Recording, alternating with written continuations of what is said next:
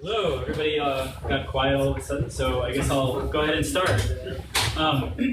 So thanks for coming to this month's Austin Mobile and Indie Game Dev Meetup.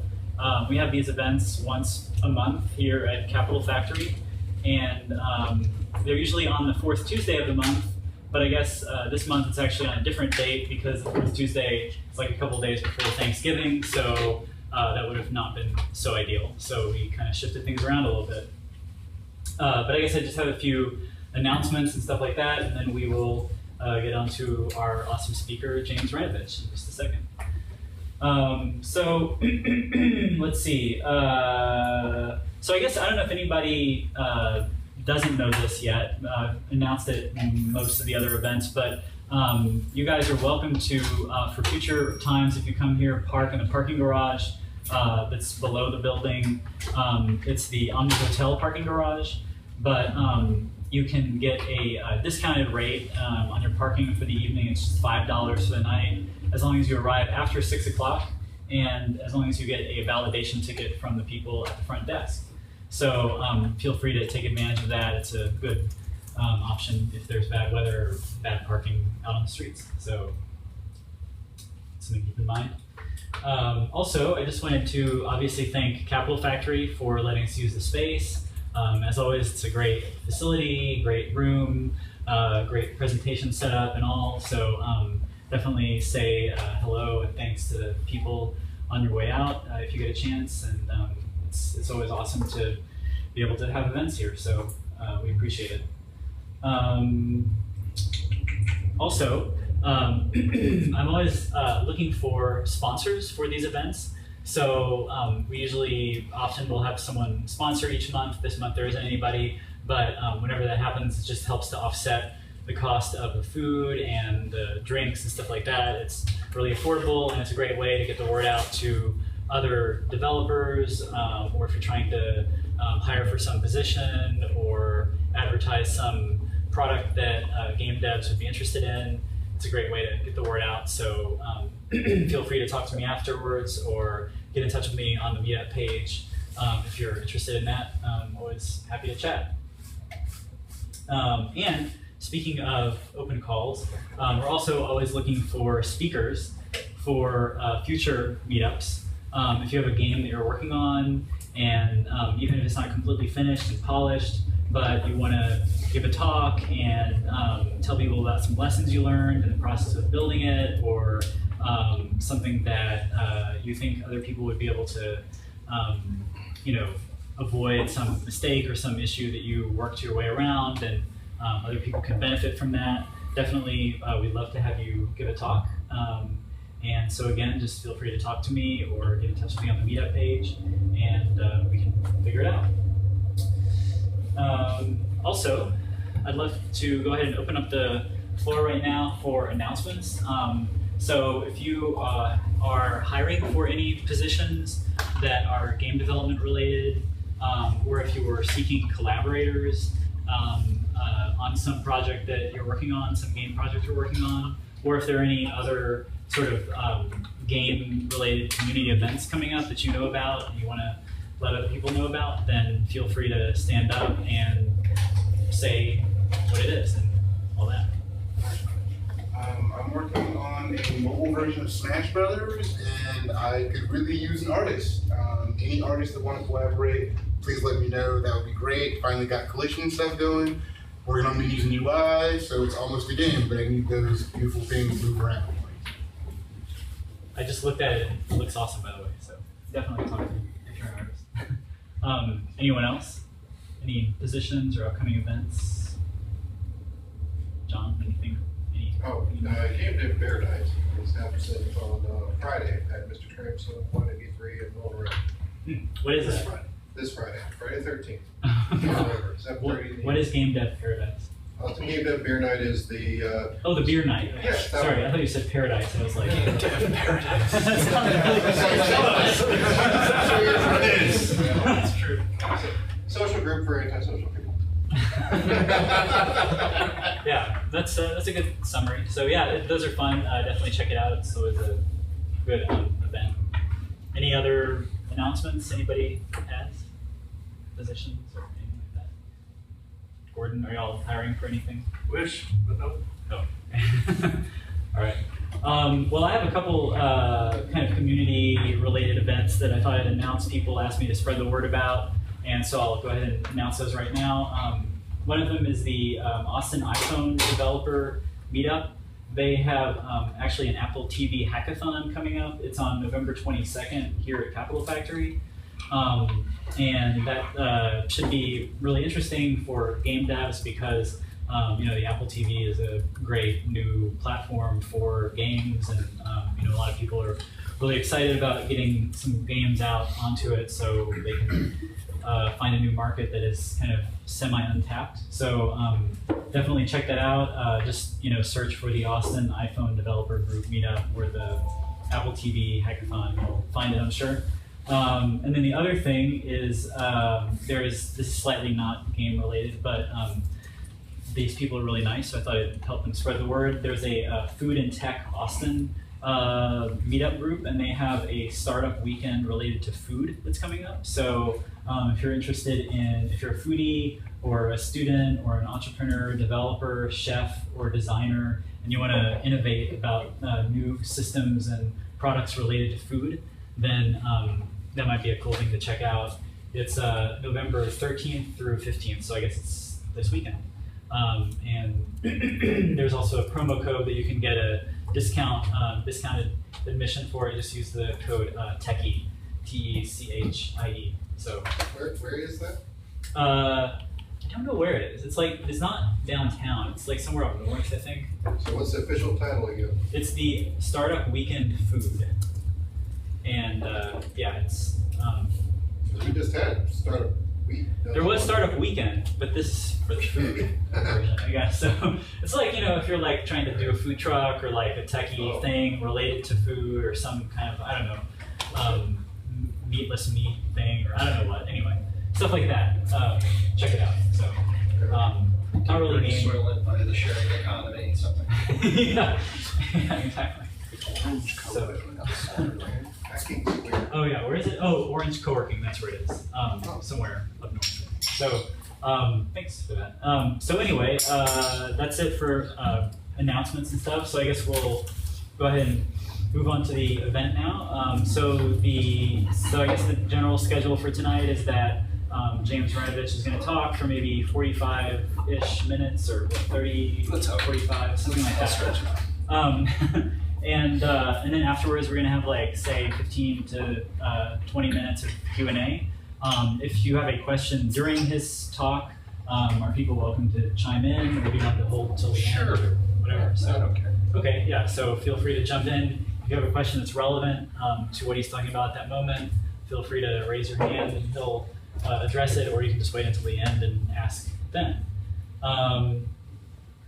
And I guess the only other thing I need to mention is that we do need to be out of this space by 9 o'clock because the Capitol Factory staff people want to go home. So I guess if you could, after the talk is over, you know, feel free to hang out, have more drinks, and have more pizza. By the way, I don't know if everybody got pizza, but please help yourself eat pizza if you haven't yet, because there's a lot. I think there's still some back there. But yeah, feel free to hang out afterwards and socialize, but we just need to be sure and vacate the space by 9 o'clock so that they can go home. So there should be plenty of time for that, but just wanted to make y'all aware. So I guess without further ado, we're gonna go ahead and welcome James Renovitch.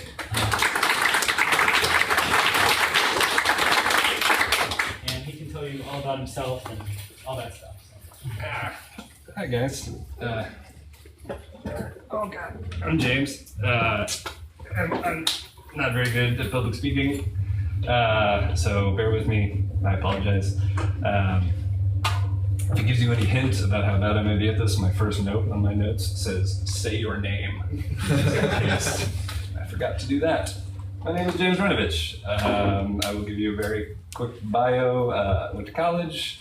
I flunked out of college. I graduated from college. I spent a year doing nothing, and then I moved to Austin, and I got a job at the Chronicle. Well, I got an internship at the Chronicle. Yada, yada, yada. Now I'm the gaming editor there and the social media editor there. and I do their composting and a lot of other things there. So that's where I am now.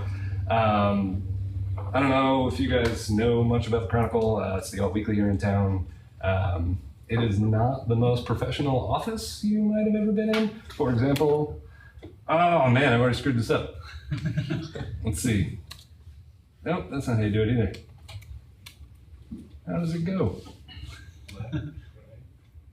Up? Nope. Down. Nope. Here we go. Oh yeah, that was supposed to be the first one. Oh, wow. That was way funnier. All right, well, that was supposed to be my first slide.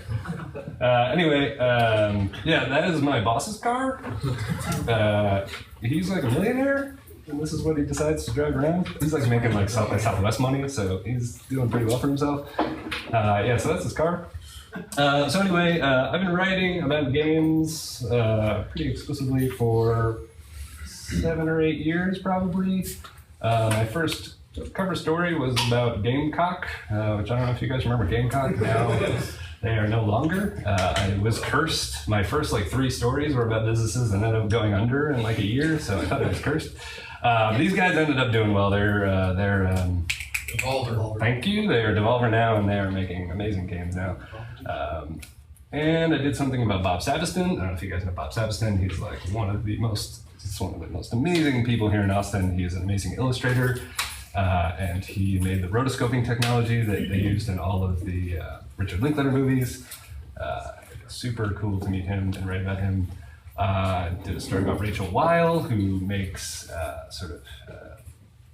she focuses on kind of girly games, and she's an academic, and she's really smart, and she also recodes old Nintendo games and makes these amazing little things. You should check her out. I also had the gall to put myself on the cover of the Chronicle more recently. Kind of happened by mistake, if you can't tell by what I'm wearing and how I look. I would have maybe dressed up a little better. But yeah, I was I did something on virtual reality and ended up stuck as the model, which is terrible. Better in Time magazine. Yeah, that is true. Okay, good. The next one is just black. I am in a really great job in that I can pretty much write about whatever I want. I tend to focus on gaming because that's what I like personally, but I've written about everything from gaming to movies to books to experimental music, and probably most importantly, I've written about Gilmore Girls. That's kind of my thing. But personally, I'm into small, personal, independent video games, which is kind of what I assume a lot of you people make here. So that's awesome. And at the Chronicle, the way I see it in terms of what I cover, aside from things that just grab me personally, my service is to the Austin community.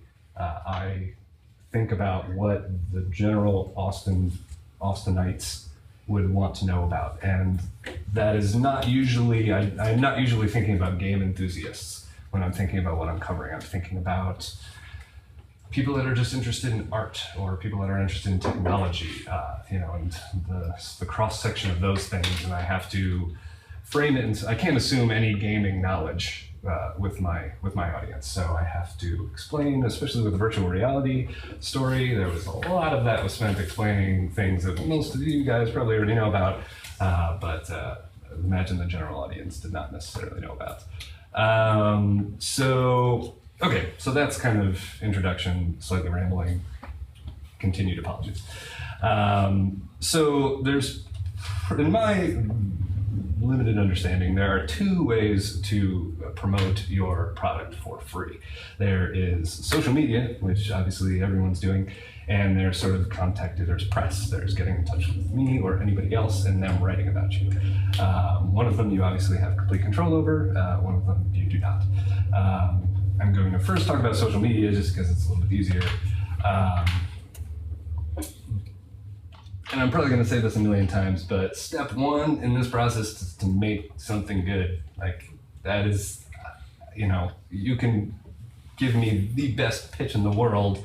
Once I sit down and interact with your thing or play your game, if it is not good, I am going to know that it is not good, and I will not want to write about it. If it is good, even if the press release is terrible or what you send me is awful and you call me an asshole and email to me, if the game is good, I don't care if the guy thinks I'm an asshole, like, this is awesome, and I want everyone to know about it.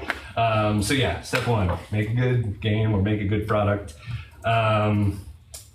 Things that help, as I was putting this together, things that help in terms of just using social media to get your game out is, to have a game that is suited to little, nuggets of information. The best examples I could come up with were Fez. I think Fez's success relied largely on its ability to be turned into an animated GIF and shared, and like you could just look at this GIF and think, I understand this game. This game's looks really cool. I know how the mechanic works. I know what I'm going to get with this thing. And you wanted to share this thing because it looked cool as hell. Monument Valley had the same sort of thing going for it. So think about that stuff. Think about your game. Think about, do I have a cool explosion effect? Do I have a neat little physics thing that I just made that looks really interesting and like an animated GIF, or funny in an animated GIF? Do I have like a character that I think is really distinct? Maybe give your character a Twitter account, because he or she is a very cool thing. That's a good way to kind of promote your game. Maybe that'll catch on. I don't know. Maybe it won't. There's no way to be sure about these things. But yeah, think about that. Think about little things that you can share about your game that sort of give you a bigger sense of the game. If that makes sense. Might not. But since no one's asking me any questions, I'm going to assume it does make sense. But yeah, not every game. Oh, right, I forgot about this. That's one of those, that's the Fez thing. Super shareable. Looks really cool. A game that is not super shareable and and a lot of games are not easily shared, and you cannot make your game just so it's easily shared. You want to make the game that you want to make. But something like Depression Quest clearly is not made for that.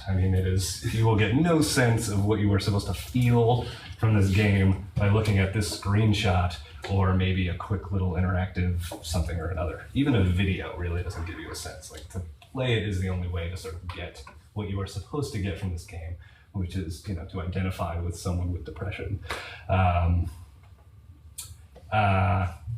So that's pretty much all I have to say about social media. I know that's not a ton, but it's a crapshoot, and you gotta share the shit out of your stuff, and try and call in the favors with all your developer friends, because you never know who that one person is going to be that's going to share it to that one person who's going to make it explode. I do social media at the Chronicle, so I am always trying to figure out how this stuff works, and I still have no real idea, but I'm constantly trying.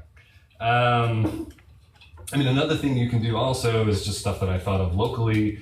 At least me personally, I am actively looking for local games. I don't expect everything to come to me. I know there are some hermits in this town that are making amazing art and amazing things and just have they do not want to share it. They don't care to. They just make it for themselves and put it out into the world. And if you find it, you find it. And I am trying to find those people because a lot of times those are very cool things. I go to places like the Huecos Rancheros, and you can set up your game there for free if you just talk to them, and that's awesome. There's a lot of people there. And there's South by Southwest Gaming, which is not free, but also that is a free, as we were talking about before. That is a free for the public. So it's going to get your game in front of a lot of people that wouldn't normally go to a gaming conference or something like that. And I am also personally I look for retweets from local developers, trying to find what are their friends making. And if someone follows me, the first thing I do is immediately look at them and be like, are they from Austin? Are they a game developer? And if they are, I just follow them because I want to know what they're doing. Okay, so that's all about social media. Anyway, nothing? Good. Good, great. So moving on to actually contacting the media. And I mentioned this to him and he included it in the description, but we are human beings. You can speak to us like human beings. You can email us as if we were a human being. That is important. I don't know how to explain that. I feel like that makes so much common sense in so many press releases I get from people, make me ill. Because it just make me, I don't know, it's like they're trying to trick me into doing something. They're trying to trick me into doing anything. I'm a smart guy. Anyway, so yes, so here's, I don't know who this Owen Williams person is. I should have looked it up, but you should probably follow him because he's super smart. I hope you can read this from the back. How to contact me. How to contact, in my opinion, anyone in the media. Emails. Emails. That is it. Everything else down that list, generally don't do it. I mean, if you don't have an email, like, you can find my email. It's on the website. It's public knowledge. I don't hide it from anybody. You can find my email. I imagine you can find most people's emails. If you cannot, and you really think you need to get in touch with someone, you can get in touch with them via Twitter and just say, hey, I think you might be interested in this. Would you mind giving me your email address? That is also okay. Anything that, LinkedIn, I want to put the skull with LinkedIn. That, my LinkedIn account, I think, still says I'm a soccer referee. I haven't looked at that thing. I don't know what's going on there. Facebook is personal. Don't go to Facebook. That is not a professional thing. Twitter is sort of in the middle ground between professional and personal. Everything else is personal. The only, oh wait, no, sorry, I'm gonna skip. Yes. The question is, do you have the right person? There's also who to email in a specific company. Like with gaming, you guys all know now that you would probably email me. But that isn't always necessarily clear. There might be a couple different video game writers and not necessarily a clear editor who you're supposed to get in touch with. The way I like to have people go about it, because I often get people that email me and say, hey, I read your story about Gilmore Girls, for example, and I assume you're like the TV guy there. Like, I have this thing, this pitch. And while they got the wrong person, the fact that they did a little bit of work and read something that I wrote, it makes me feel so good. Like, like that. Tell me you read something of mine, and I'm just going to be the happiest person ever, and I will do whatever you want me to do. I am that easy to fool, and I imagine that is true of us narcissistic bunch in the journalism world. So yeah, and I am more than happy to send you to the right person. I think any pleasant human being, if you sent them that and said, hey, I think you're this guy, but if you're not, please just forward this to the person or have them get in touch with me. And that's even, arguably that could be better for you because the email is now going to the TV editor from me, and he probably knows me and he knows that I've kind of vetted this thing to a certain degree, and you have an even better chance. But don't do that on purpose. I'm sort of running in circles. Do it on purpose. I don't know. Try it. See what happens. So, yeah. Approaching me in person. You see me out and about in the street, which would be weird because I don't leave the house. But if you think you see me and you feel confident, I generally don't have a problem with that, to be totally honest with you. Yes? What would you say is an appropriate amount of time? Let's say you don't know the right person to email. Yeah. Appropriate amount of time to not hear back, to email someone else in the company. Amazing question, because I was going to address that later in the discussion, but I'll hit it right now. There's pretty much two rules. If you email someone and you don't hear back, I am okay with emailing again a week. I would say give them a week, and I would say email them twice. If you don't hear anything back, I'd probably let it go, or maybe try someone else. If you do hear back, if you hear anything, even if it's a dismissive little, I got your goddamn email, let it go. They saw your email, there's nothing else you can do. That's my take on it. I would not email anyone again after they responded to me saying that they saw my email. Like, the only reason to email them again is to assume that somehow that email got lost in the shuffle, which happens. I get a shit ton of emails. I get everything addressed to calendar@austinChronicle.com, which is tons of people, horrible people, with horrible events that I don't want to go on. I was going to share some of those, and I had like 50 million slides, and then I felt like I was a real jerk showing them, so I cut it all out. Yeah, it's like people that think they're talking to angels and think that they're horrible. Anyway, did I answer that? Yeah. Okay. Again, I'm an individual human being.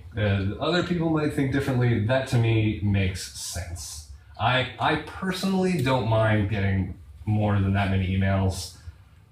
A lot of times because I get so many emails that I do miss some shit sometimes. So I feel like, yeah, I probably fucked something up. I probably put this in the wrong folder or something. So it doesn't bother me personally, but I think I'm a little bit more forgiving than your average journalist. Okay. Oh yeah. So approaching me in person, I don't mind that. Obviously, be a nice person. If I look wistful and look like I'm looking for a conversation, then yeah, sure, approach me. If I have my headphones in and I got my fight face on, you might want to give me some face. I don't know. I mean, just use your judgment. So okay, that's. Oh, should you show up at my office? Never, ever show up at my office unless you are this guy on the left. That is Rick DeLifka. He comes to my office once a month and goes to the front desk and pages me because he doesn't use email and he doesn't use phone and he doesn't even come with some sort of piece of paper. He comes in and asks for a piece of paper and writes down his he does model trains. He's the coolest guy in the world. He's the only guy that can get away with this. He's a nice guy and he's super cool and he's just the best. So unless you're this guy, don't show up to my office ever. I feel like we should get him off there. No, I shouldn't skip to that.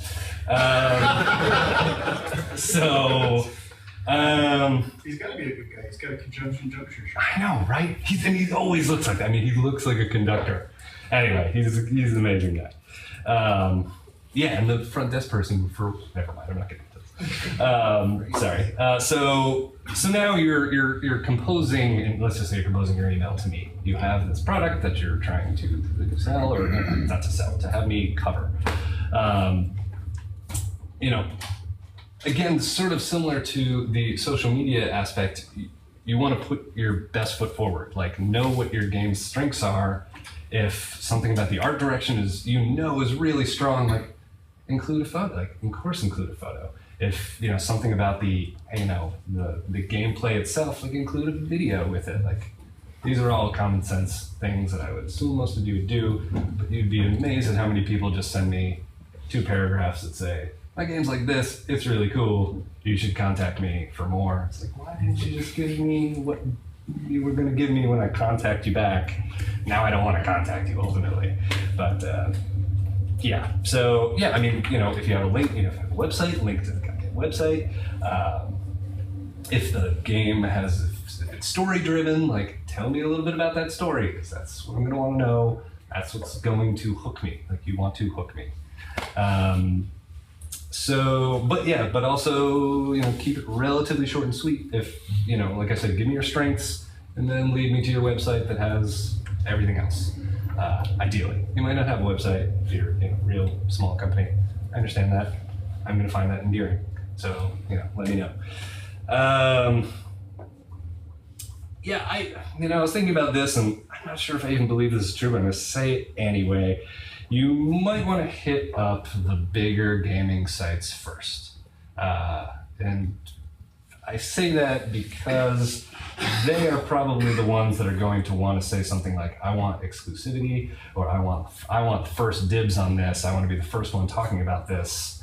And they're the kind of people that you want to give that to, a Polygon or something like that. If you get Polygon's attention, and you want to give them everything they want, ultimately. And if that doesn't work, then you might want to go down to someone like me, who's more locally based. I'm not going to sell 1 million games for you.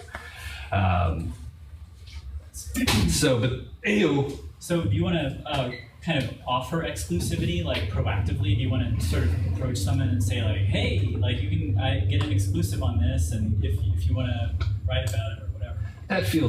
To me, that feels a little slimy.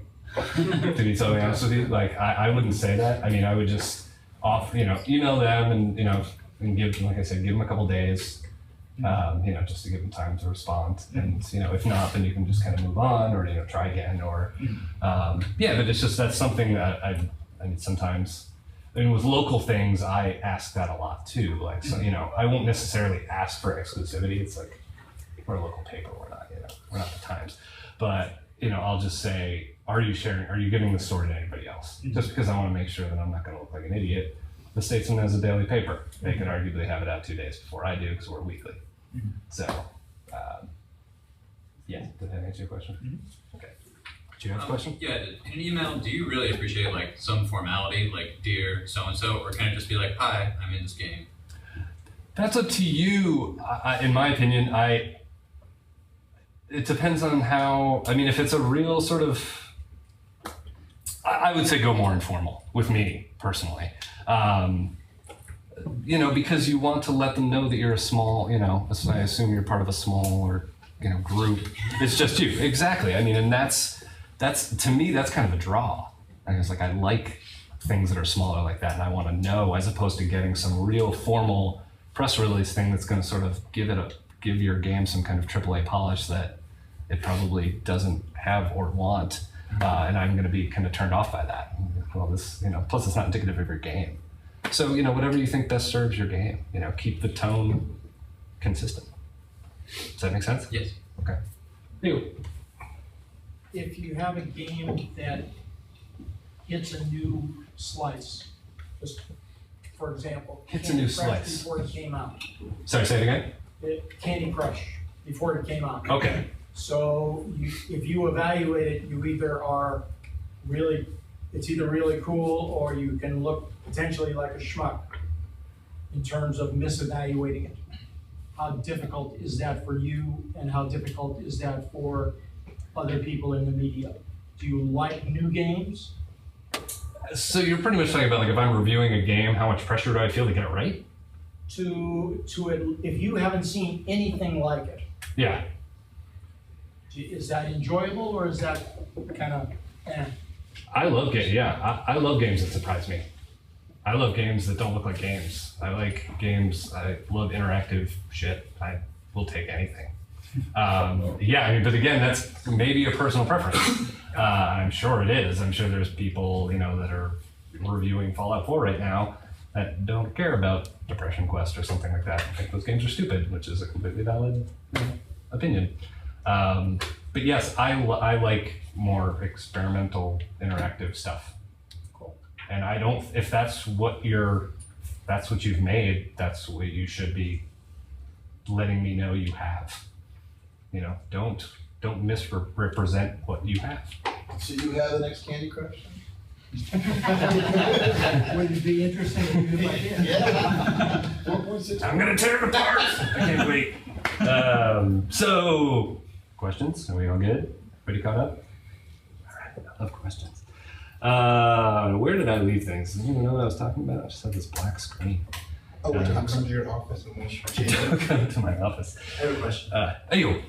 In kind of going along with what you said about sending an email, right? Mhm. If you get a response back, like a lot of the bigger sites, you'll send them an email. And the response you get will kind of be like a form email guiding you to advertising. Is that something you should avoid?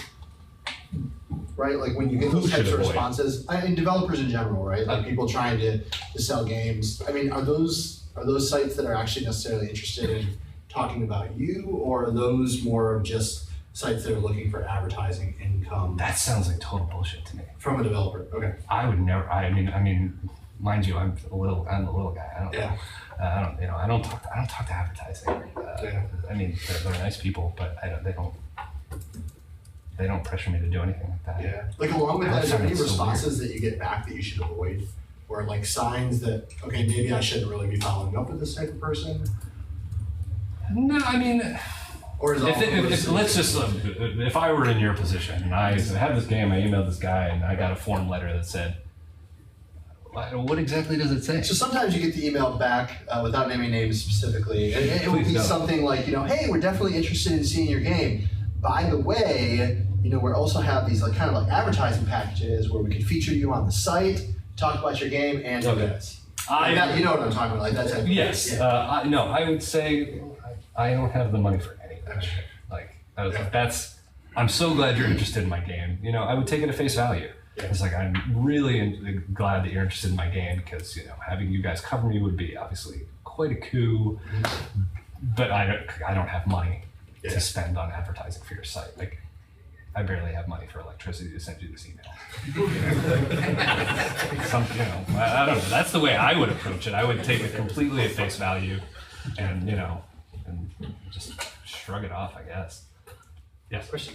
So would it be too much to just like send you a full copy of the game? Like, I know you said like include a link, links, videos, stuff like that. What if it's just like, hey, here's a whole copy? I am going to talk about builds and sending builds later. Cool. I will get back to that one. Sweet. So, anyone else? Okay, now I'm still trying to figure out where I was in the situation. Other websites besides you might want exclusivity. Oh, no, yeah, so I was talking about email. I was talking about emails ultimately. Oh,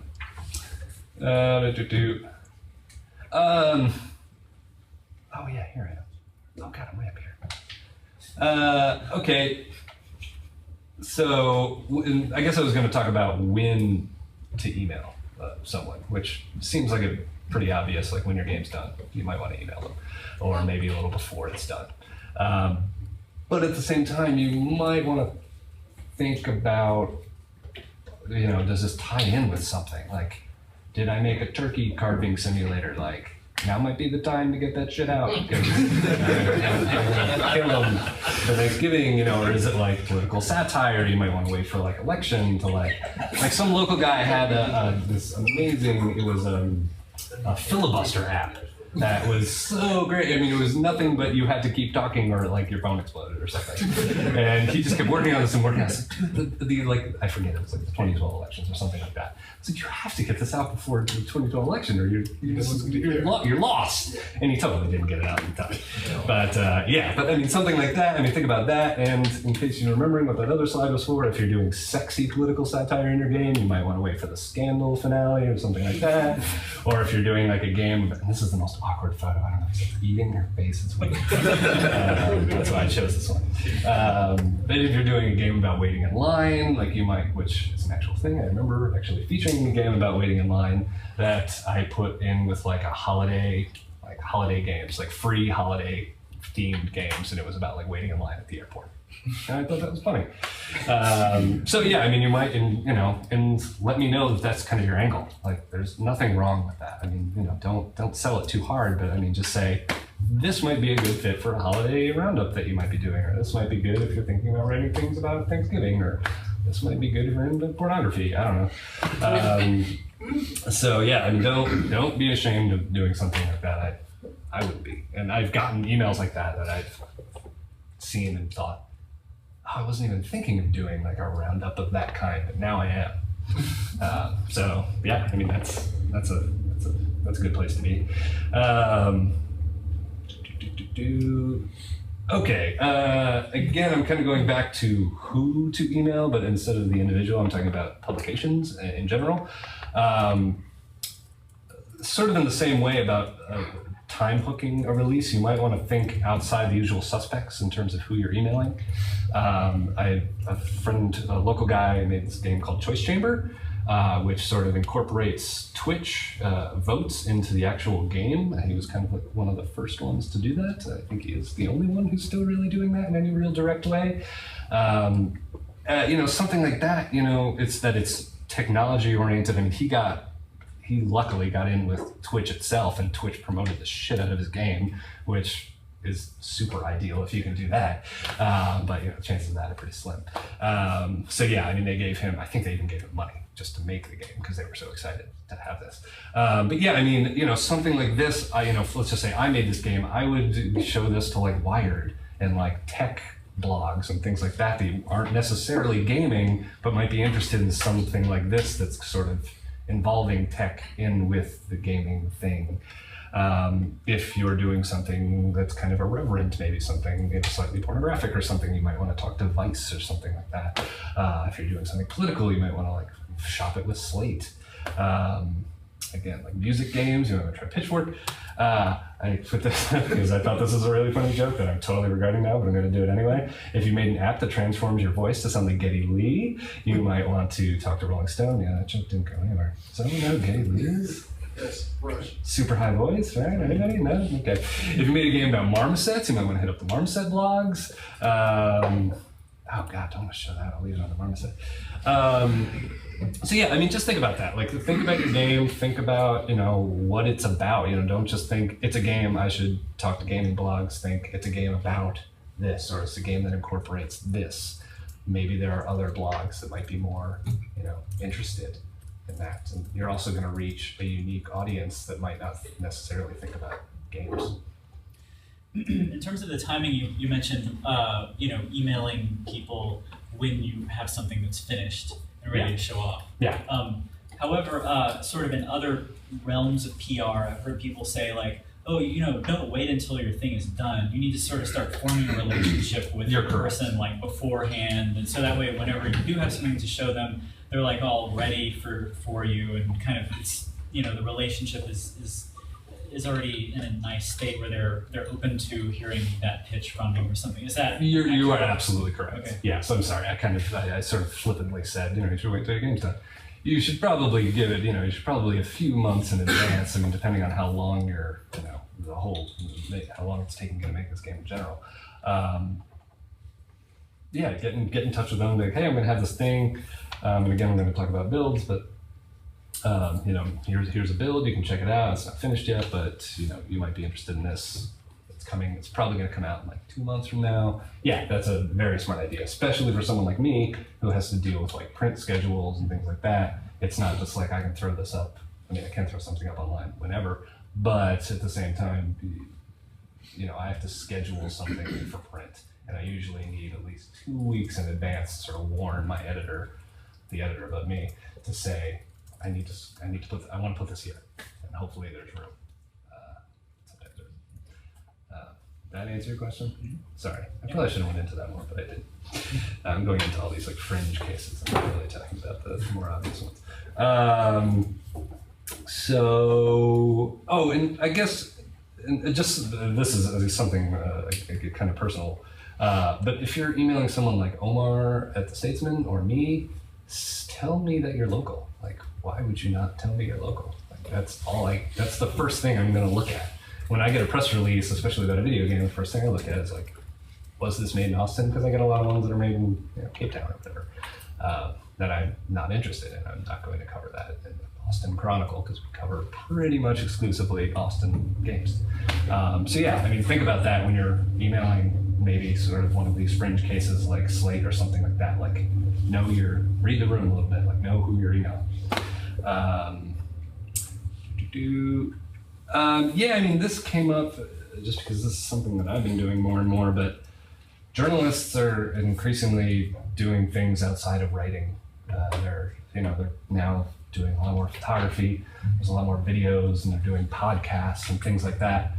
So think about that too. Think about how your game could conceivably fit into one of those formats, and maybe just mention it in passing, like, hey, this. If you wanted to play this with me or something, I could come to you if you wanted to do something like that. Again, don't force it. Just, especially if you know that they do something like that. Like Omar has a podcast, you might just want to say, hey, this might be a good fit for print or maybe for your podcast. If you think that would work better, I'm willing to do that. If, I'm around, I'm available to you, that's good to know for me. And I did some stupid video that they made. It's ridiculous. The fact that I can do a video, everyone's doing videos these days. I'm gonna leave that up for you guys. Yeah, it's the only shirt I own, actually. Yeah. Is that your living room secured up like Mario there? No, that is the highball karaoke room. Yes. You have to go there. Yes, no, that is. Sadly, that is not my room. That would be kind of amazing. I guess that, and I think I mentioned this before, but since picture a blog for a second. Picture in your mind's eye. Picture a blog.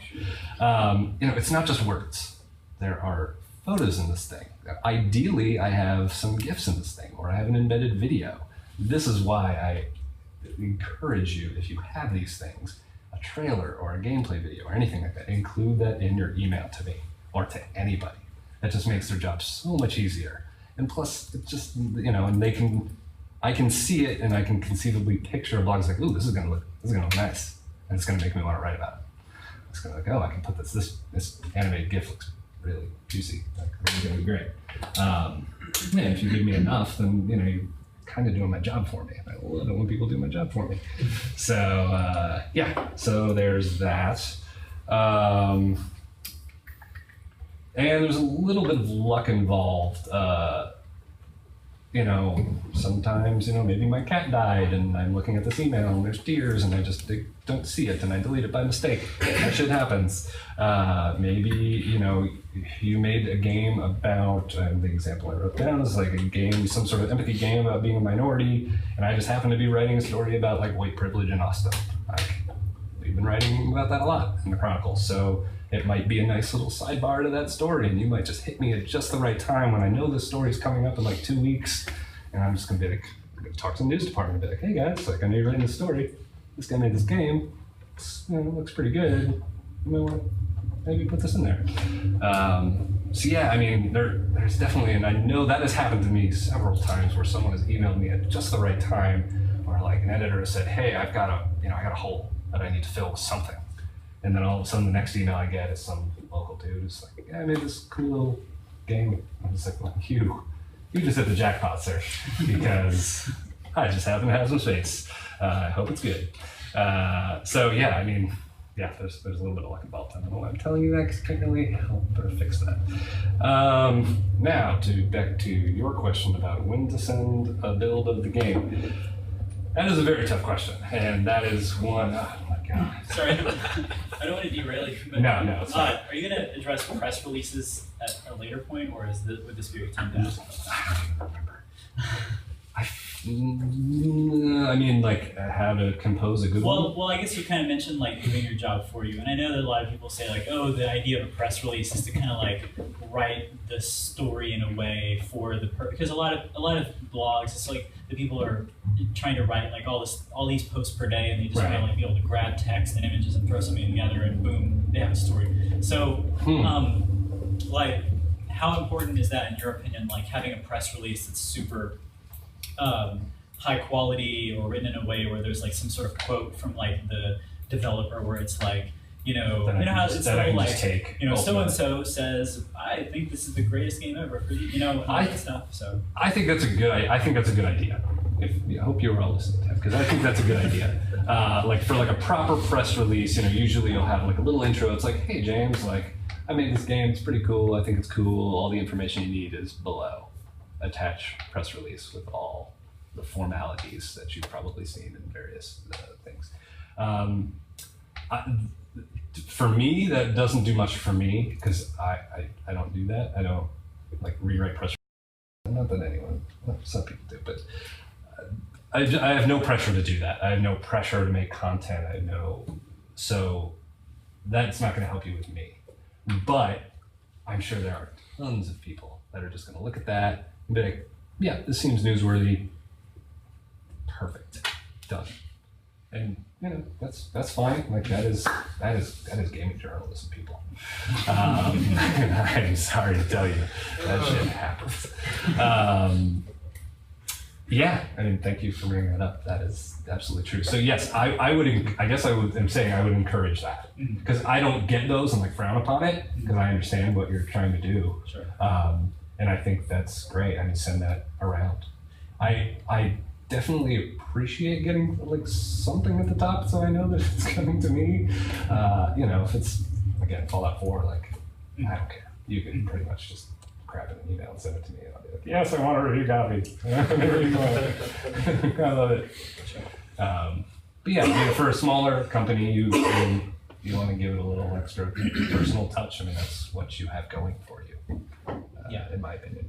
And then there's this kind of like online press releases that a lot of indie game developers use. I don't know, it was like you can have like a press asset. Yeah, if you have. Yeah, is that better or worse or the same as like? I would not send an email and say go here for all this stuff. If you can include it on the email, just include it on the email. You can still send a link to that. Why not? But I also, I mean, I don't discourage having that on your website. Again, why not? And B, if someone just organically came to know about your game, how convenient is that you have all of those assets in one place? That's awesome. Then I don't even have to talk to you. That is. Just kidding. I like you guys. You guys do okay. So are we good? Yeah. Sorry, I didn't mean to We throw good? you off. Todd? Yeah. So when to show a build of your game, I think I already explained that it is a tough question.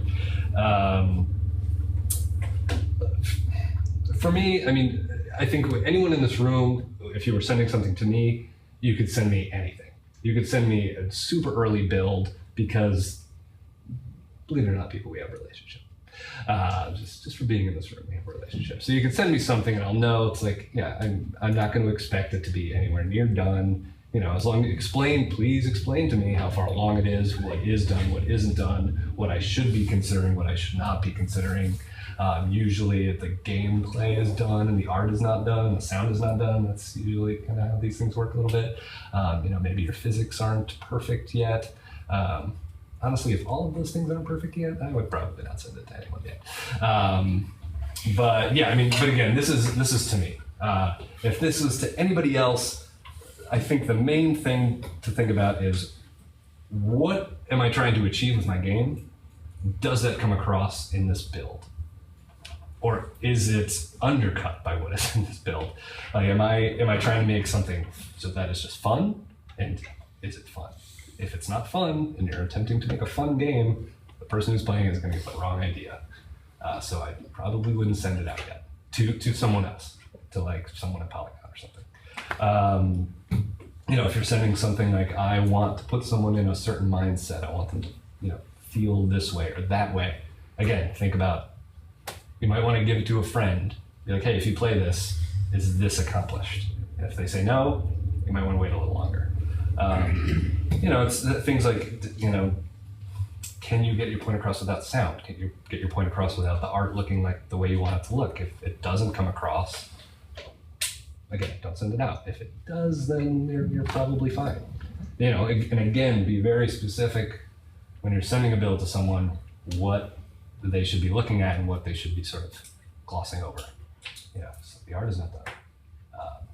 This is done. You know, the sound is not done. I'm getting the super cool guy to do the sound. Just you wait. That's a really good idea.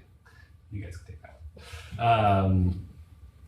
So yeah, I mean, and so if you don't think that's ready, like a screenshot or something like that is probably a better idea. If you're trying to build a little buzz or like get me to just know about your game, you know, a couple months earlier, but you don't think the build is ready, send me a screenshot, send me a video, you know, and then I can still get a feel for the game, but what I'm seeing is completely under your control.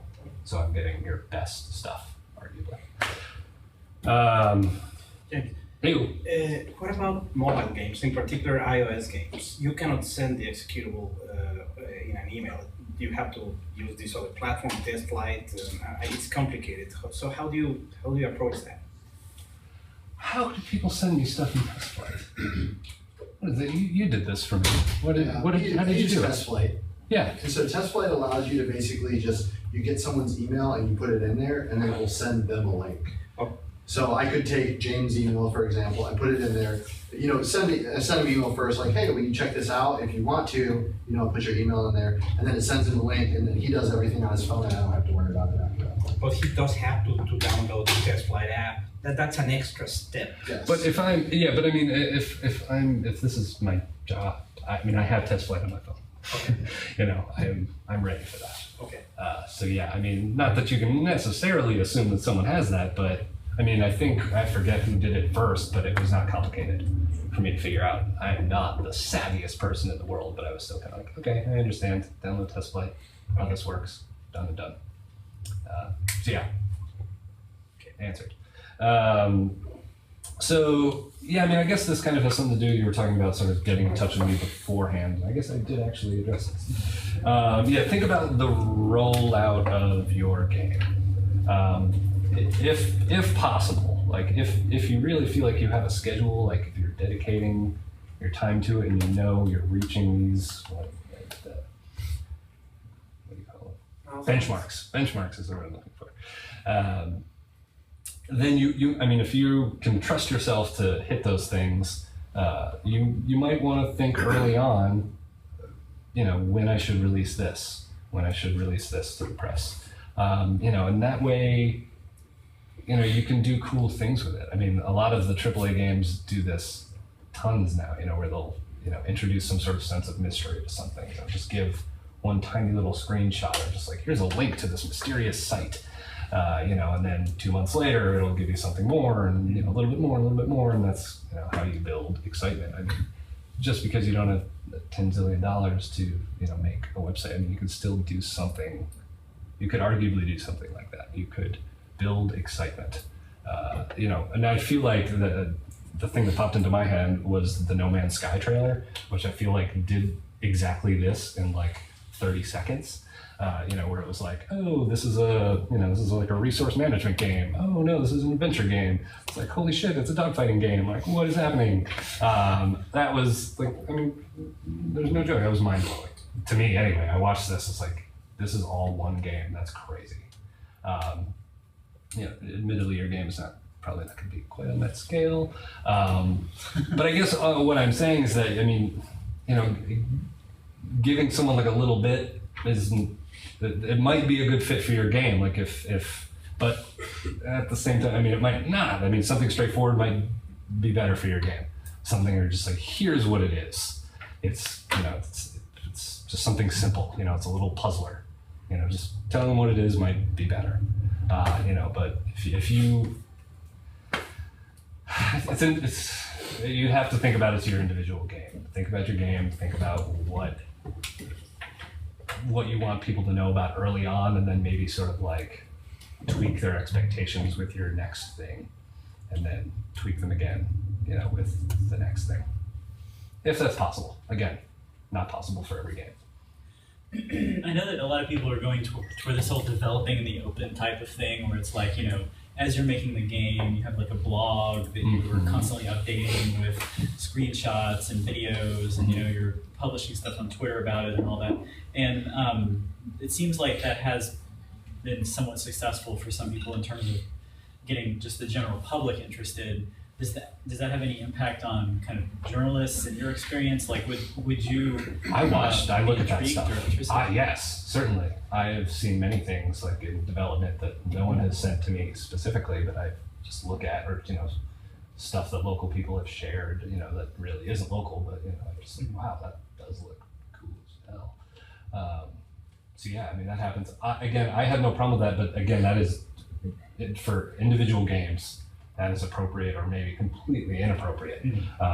Some like David Reedon's games, like if he had been showing, the beginner's guide the whole time in development, the game would have been ruined before you even got it. So like showing his development would have been a nightmare. So yeah, I mean, having his game had a complete air of mystery, and he's also very good at sort of, I had seen several trailers that he had sort of made and tossed out. Just because he felt like it didn't give him the sense of the game, and it didn't. Do you guys know about these games? Do you know about Beginner's Guide and Stanley Parable? These games rely on mystery. I mean, if you know anything about the game and you start playing it, it's already kind of half ruined. And I think he's brilliant at promoting it. He does it all himself. He's sort of, he asks for help. And I know he shopped his trailers around a ton, and got feedback and like, do this, do that. I was in one of the trailers and I got cut. So I don't want to talk about it anymore. So that was the question, and that was his answer. Yeah. Okay, good. And I mean, again, and this is assuming you have time for all this.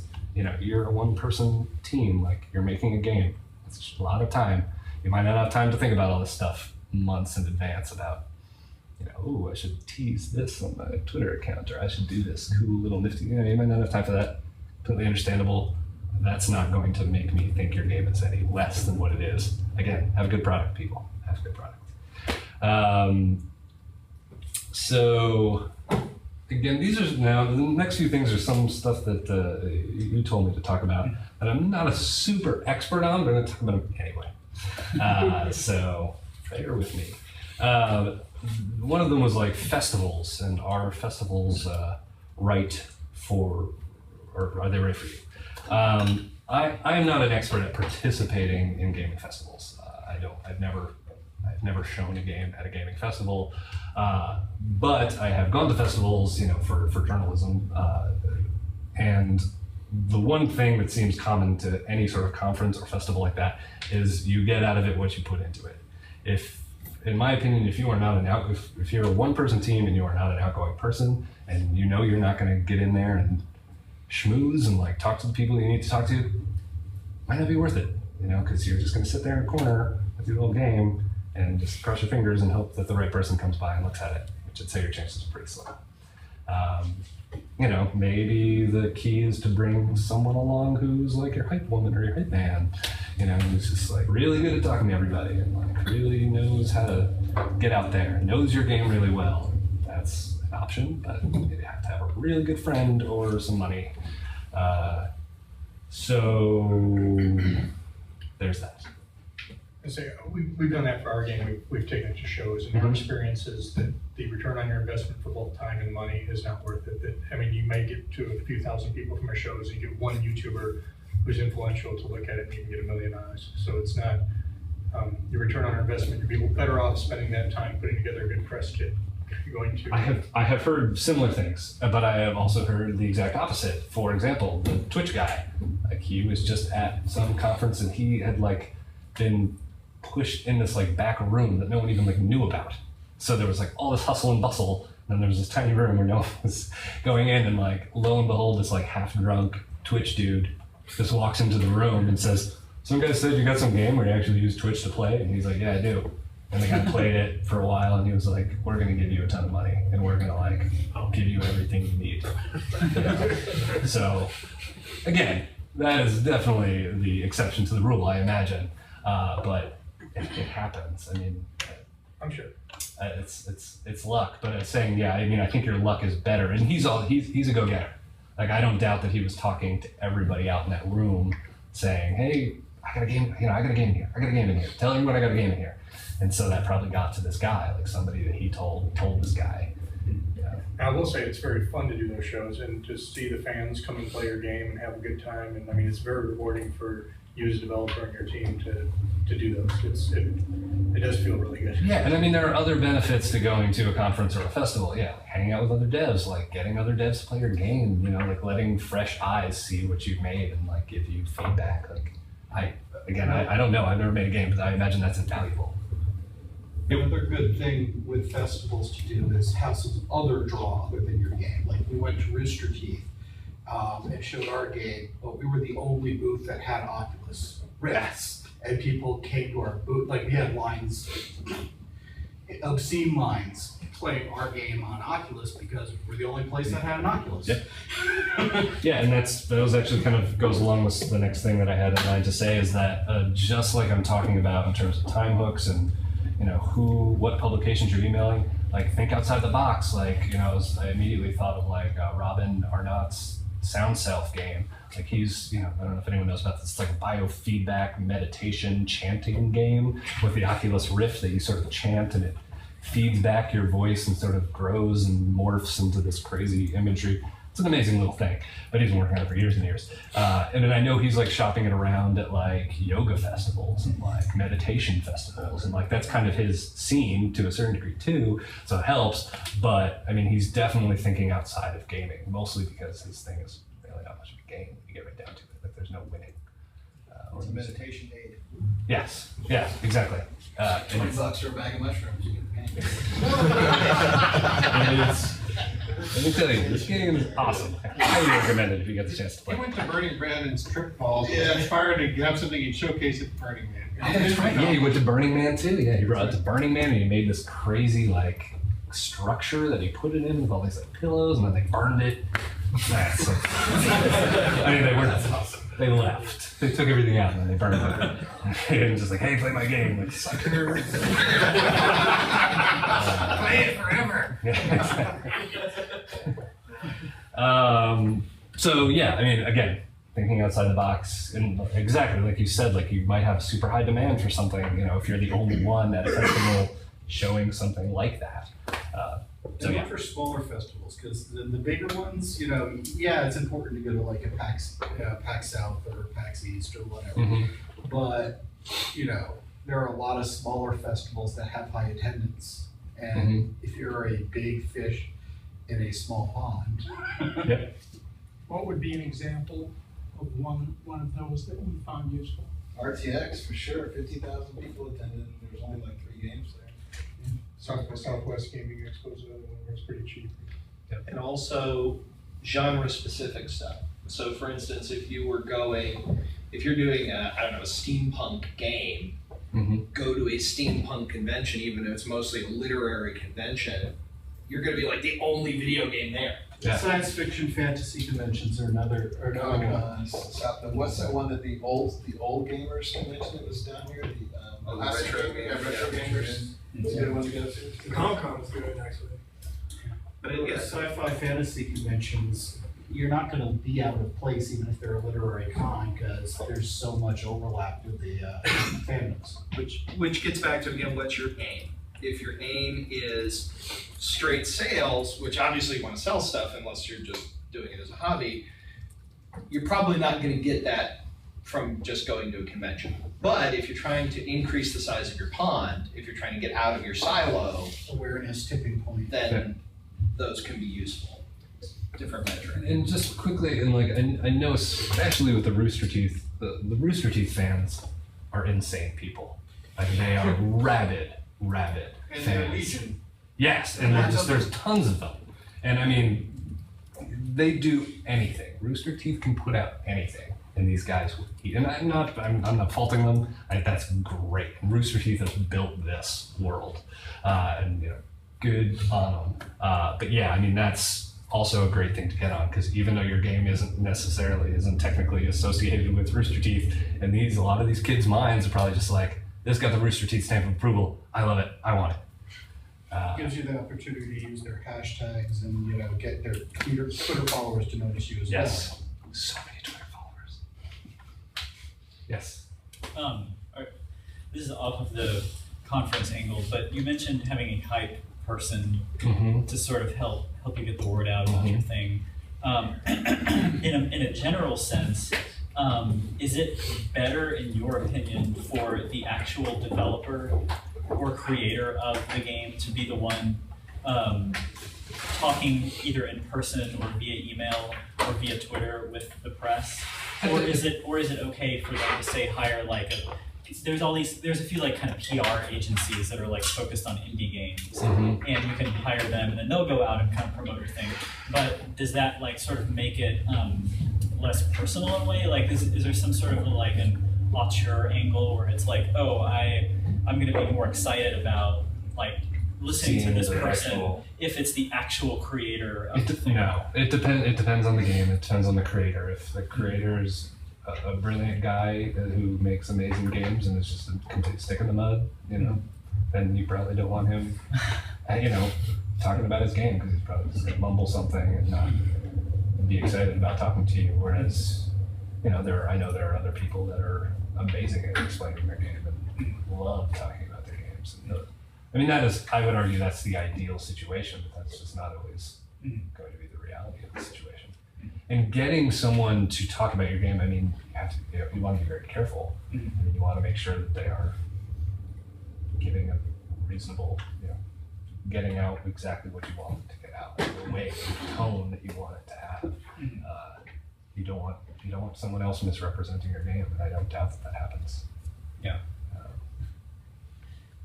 Images a lot with indie developers. Like images, can make you or break you. Sure.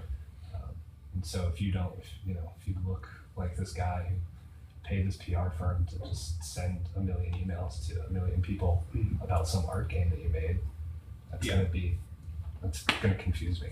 I'm just gonna think this looks cool, but the way this is coming at me is weird. Like, I don't know what I'm dealing with here. Yeah, like, I'm gonna wait and play this game. Sure. Sorry. But that can happen with a creator too. I mean, you don't want other people to misrepresent your creation, but you don't want to do it yourself. You don't want to be. Yeah, if you're not good at it, yeah, you have to know your strengths and weaknesses. If you're not good at it, don't do it. Then, like Adam Saltzman's very good at talking about his games, but he also has his wife, who is, his business partner as well, and she's also very good at it. So, they're a great team, and that's even more ideal if you have that situation. Good luck with that. Yeah, did that answer everything? Yep. So as an influencer or journalist, do you prefer Well, hey, come on. Yeah, go on. Own it, man. I saw the picture. You're on YouTube. Yeah, Do you prefer a more personal email exchange or a more professional approach to? Again, it's if it's any of you, it's personal. Ultimately, for me, I'll take something personal. But at the same time, there's just certain things that I just find. I don't find things unprofessional. I just find them stupid. It's like, why did you not include this certain information? Again, like people that don't let me know that they're in Austin. Yeah. Why didn't nowhere on this email or on your website or anywhere can I figure out where the hell you are? Like, why are you hiding this? Like, especially to me. Like, all that is like the first thing I care about. Be professional enough to know what you need to give me. But, yeah, you can say whatever you want. You can swear. I don't care. And that might not be your smartest move, but with me, that's going to be okay. And maybe not with everybody. Like Christian blogs or something. I'm going to skip this one because I've been talking a lot. Who knew? So you also told me to talk about how much time and money should you put into PR and marketing. That is a huge question. That's a ridiculous question. First off, the question seems sort of weird to me. It's like if you're an indie developer, the fact that you would have money to put into PR marketing seems a little weird. Like, oh, I just made a game. Yeah, I've got money to burn. Does that happen to many of you? Like, I find that difficult to believe. I imagine you've gone through most of your money if you're making something, a passion project at home or something like that.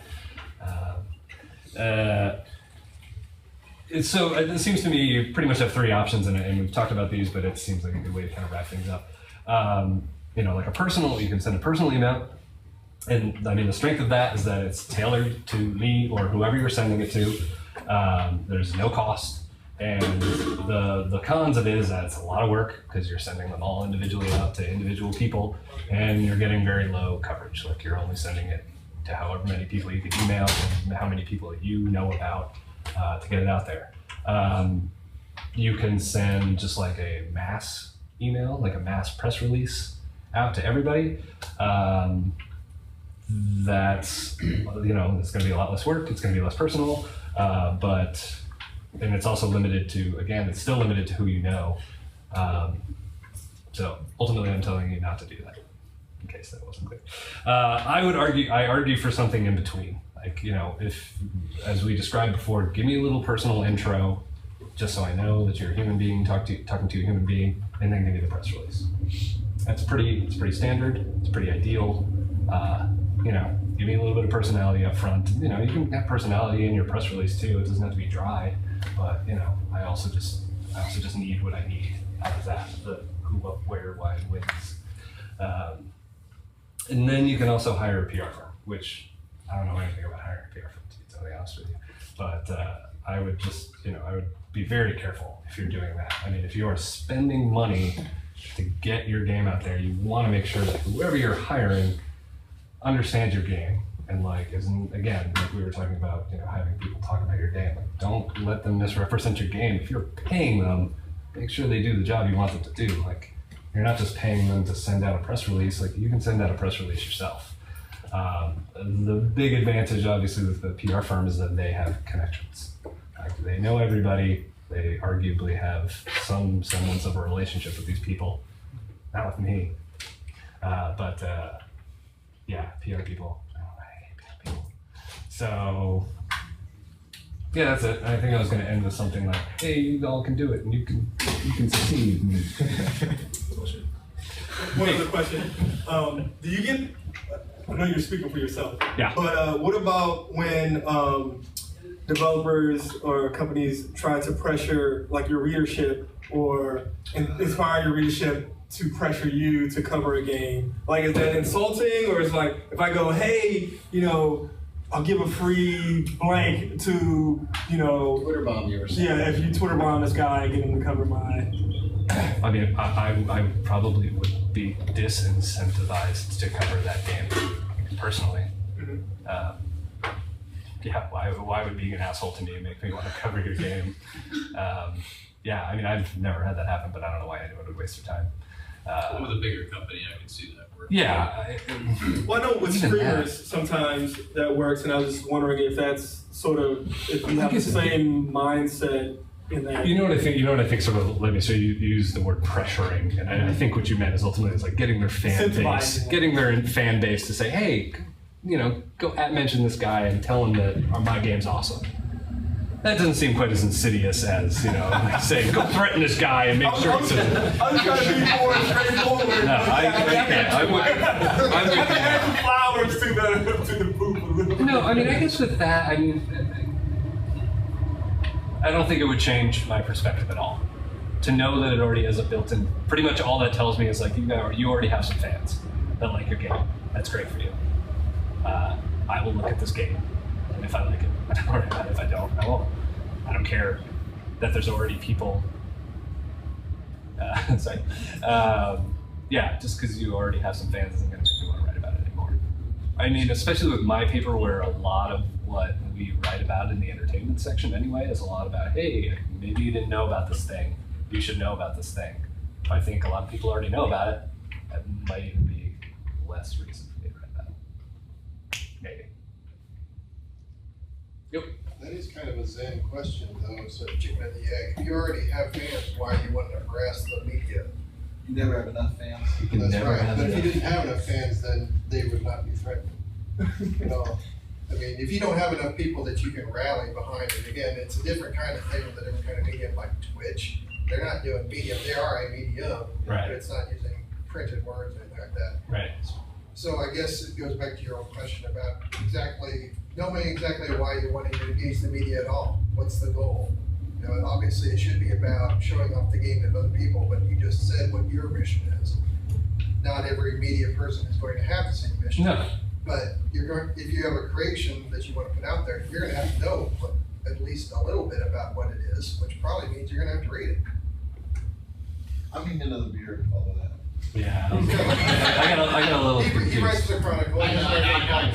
Yeah, I mean, and I think ultimately that goes back to, know who you're writing to. Like, if you're writing to me, I'm gonna have, you're gonna want to say something different than if you're writing to, some by the book gaming blog, that just regurgitates press releases. You're gonna want to give those guys exactly what they want and write it for them. And with me, you're gonna want to maybe be just a little bit cooler. I don't know, or less cooler. I have no idea. Yep. Yeah, Steam has, as I'm sure you're aware of, an early access program that is appealing to indie devs that are on a extended production timeline. How does that affect? Because initially I thought, well, I can launch into early access and then I'll sort of double tap that when it goes into full launch and I'll get two sort of bumps, and acknowledgement. And it turned out that the early access was the only bump in acknowledgement. And then when the actual full release comes out on Steam, nobody gives a shit because it already came out in early access. So how does that affect your opinion? And what are your expectancies of an early access title against a full retail launch? And, and what would you advise indies as either pros or cons to doing that? Yeah, that's a tough one. If something's going up early access, this is to me it's a completed game. It is in the final I would say not feature complete. So an example would be the final game would have multiplayer. The early access launch does not have multiplayer. Okay. So there's some omniscient features, but the gameplay and the core game loop is complete. And you're saying I'm going to look at this early access and write something about it, and then you're also, Or you're not, because or I'm not. fuck this, it's going to be in retail. I personally am not. I'm not going to write about something that my readers can't access. Early access. We're on early access now. So but I disagree with everything you said. Because I think you have to look for other ways of getting that secondary bump. If you go to Steam, that can't be your only outlet. You need to either have one on your website or GOG or other places that you can have your second bump when you go to full release. You can't just rely on one location. So, well, there actually is. It depends how well it's doing on Steam. Right, true enough. You can have. Because if it does well on Steam, Steam's kind of a self-fulfilling prophecy. That's true too. Your front page. Yeah, the better it does on Steam, the longer you stay on the front page, the more it does on Steam. And a lot of people who've done PC games have said they've gotten 90% of their sales from Steam and 10% from all other sources combined. So if you're gonna blow all your wad on one thing, do it on Steam. Yeah. And if you're really good about those 5, they give you those sort of feature 5 things that will get you on their front page. If you're real careful with updates and stuff, you can get some good mileage from those as well. Plus, you have a good representation of inside Steam that you can work with, where the guy will actually feature your stuff and push it on the front page and get a large, what do they call it, carousel? Not the capsule on the front page. That'll help too. So. Early access, what he's talking about is anyone can buy an early access game. Mhm. Oh yeah. It's basically putting it out to the public before it's done. You're selling a beta. Right. Oh, yeah, okay, I'm sorry. I think I was thinking about something sort of like test flight situation. But it sounds like these guys know. There's a lot of games that are doing that these days. Star Citizen's doing it. Yeah. There's a lot of games that are coming out. That Don't get me started on Star Citizen. Huh? Don't get me started. Well, I'm the founder of Star Citizen, right? What? Yeah. Yes. Don't get me started on Star Citizen. I left to go do it on my own thing, so. Well, you're sitting pretty, man. Okay. Maybe. I don't have You're the looking 94 good. million. I just assume you all are just sleeping on money. I don't have 10% of it. Do you have the funky car? Huh? The funky car. Yeah, the slider.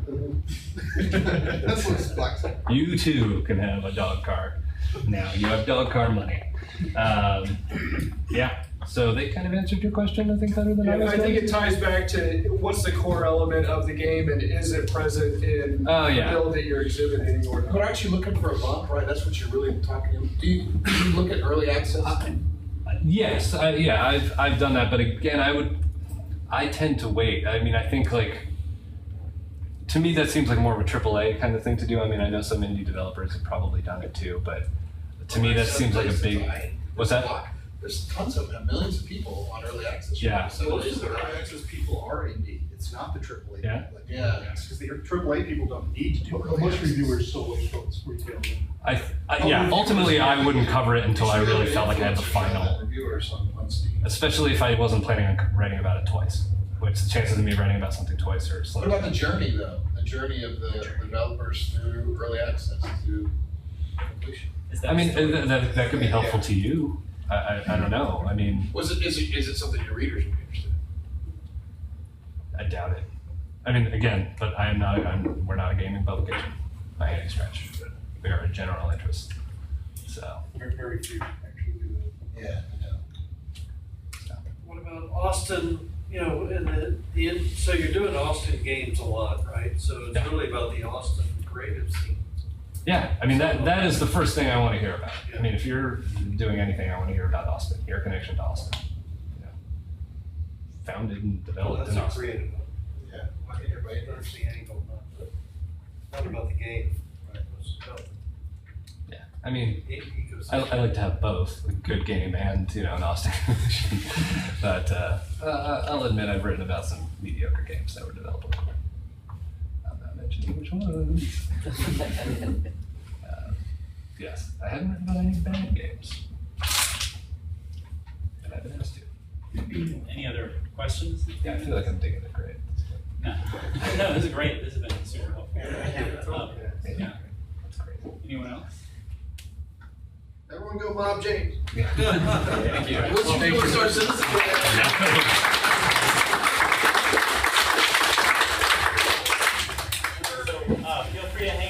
and have more food or beer, and we'll see you maybe next month. Trying to figure out the exact date, but soon enough. Just keep an eye on the meetup. Thanks, James. Yeah, no problem. Great talk.